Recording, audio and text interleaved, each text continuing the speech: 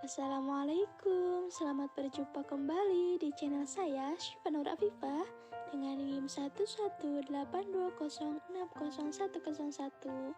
Dan pada praktikum kali ini, saya akan praktikum mengenai refleks pada tendon manusia. Dengan tujuan praktikum, yaitu untuk mempelajari reaksi-reaksi pada beberapa bagian tubuh sebagai akibat dari rangsangan. Oke, next, ke landasan teori. Gerak refleks ialah gerakan pintas ke sumsum tulang belakang. Ciri refleks adalah respon yang terjadi berlangsung dengan cepat dan tidak disadari. Suatu refleks adalah setiap respon yang terjadi secara otomatis tanpa disadari. Terdapat dua macam refleks. Yang pertama, refleks sederhana atau refleks dasar yang menyatu tanpa dipelajari. Misalnya, refleks menutup mata bila ada benda yang menuju ke mata. Yang kedua, refleks yang dipelajari atau refleks kondisikan yang dihasilkan dengan hasil belajar. Selanjutnya, ke alat yang digunakan.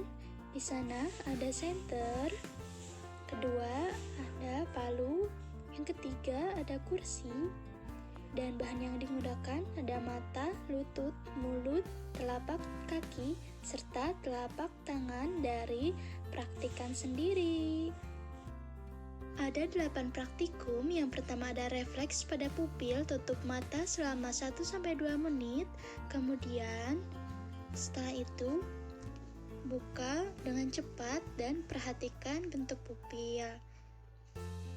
Yang kedua, refleks pupil dengan tiba-tiba. Perhatikan respon pupil, kornea, dan kelopak mata ketika mata disinari senter. 3. Refleks akomodasi pandang. Hadapkan mata pada benda dekat dan jauh, serta perhatikan pupil. Yang keempat, ada refleks menelan.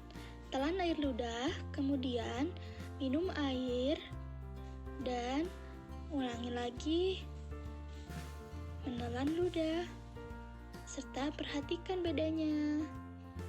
Yang kelima, refleks telapak tangan. Jatuhkan benda pada telapak tangan dan perhatikan refleks telapak tangan.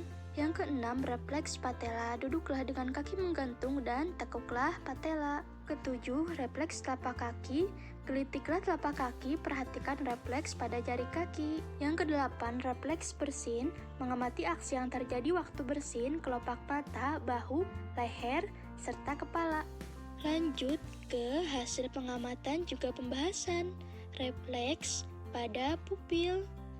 Bentuk pupil menjadi melebar dari menutup mata selama 2 menit sampai membuka mata karena otot sirkuler relaksasi dan otot radier berkontraksi untuk mengatur cahaya yang masuk. Lanjut ke refleks pupil tiba-tiba. Pupil akan berkontraksi menjadi mengecil karena melihat cahaya terang, disebut juga pupillary light. Hal ini terjadi untuk melindungi retina dari intensitas atau stimulus cahaya yang berlebihan. Oke, next ke refleks akomodasi pandang. Pada saat akomodasi jauh, pupil akan mengecil, dan pada saat melihat benda yang dekat, pupil akan membesar.